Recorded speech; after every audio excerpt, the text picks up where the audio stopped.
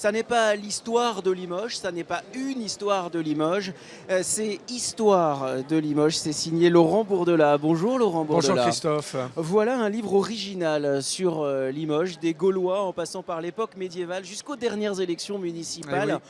On plonge dans une histoire passionnante, celle de la ville de Limoges. Qui peut se douter que Limoges a une histoire aussi riche que celle que vous écrivez? Personne. Absolument, et notamment, je dirais, une histoire culturelle. J'ai essayé d'insister là-dessus parce que depuis le Moyen-Âge, la ville est très active sur le plan culturel. Alors, on va essayer de faire une interview le plus. D'accord. Quel est, selon vous, dans Limoges, le monument le plus original? Alors, écoutez, le plus original, je ne sais pas, mais moi j'ai vraiment un faible pour la gare des Bénédictins, en fait, qui, je trouve, symbolise vraiment notre ville. Quel est, selon vous, dans cette histoire de Limoges, le personnage le plus insolite? Le personnage le plus insolite, là c'est un peu une colle pour moi. Il y en a, hein? Il y en a.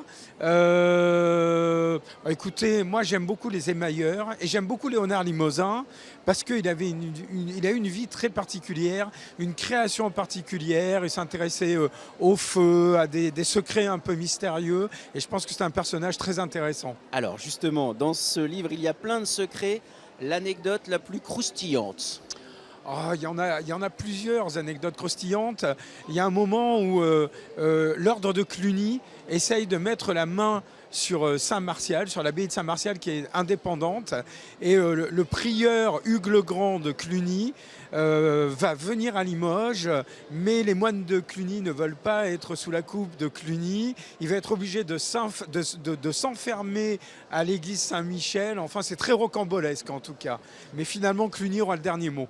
Ah, alors, dans cette histoire de Limoges, quelle est aujourd'hui que voilà, vous avez retracé toute cette histoire, votre lieu préféré? On vous enferme 24 heures dans un lieu, c'est lequel? Oui, alors moi, c'est pas un enfermement, ça serait d'être sur les bords de Vienne, en fait, qui symbolise vraiment pour moi la ville, et notamment vers le pont Saint-Martial, parce que tout est venu du pont Saint-Martial depuis les Romains, en fait. Donc j'aimerais ne pas être enfermé, mais être sur le pont plutôt. Les bords de Vienne, il faut en parler parce que c'est Oui. tellement lié à l'histoire industrielle de Oui. Limoges qui a construit l'architecture de Limoges. Absolument. Les usines étaient installées notamment sur les bords de Vienne. Le bois était arrêté sur les bords de Vienne avant le pont Saint-Étienne. Avec le port du Navet. Voilà, le port du Navet, pour nourrir l'industrie de la porcelaine. Donc c'est un lieu très important.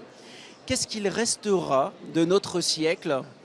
Allez, dans 2, 3, 4 siècles? Vous parlez du 20e ou du 21e? 21e. Du 21e. L'innovation, j'espère, à la fois l'innovation industrielle, mais aussi l'innovation culturelle, et pourquoi pas la musique électro, par exemple. Voilà, il faut se tourner vers l'avenir. Et c'est un amoureux d'Alan Stivell qui me dit ça. Aussi, oui, aussi. Merci beaucoup Laurent Merci Bourdelat. Christophe. Histoire de Limoges, c'est passionnant, c'est pour les Limougeaux, c'est pour les Limousins, c'est pour tous ceux qui aiment l'histoire.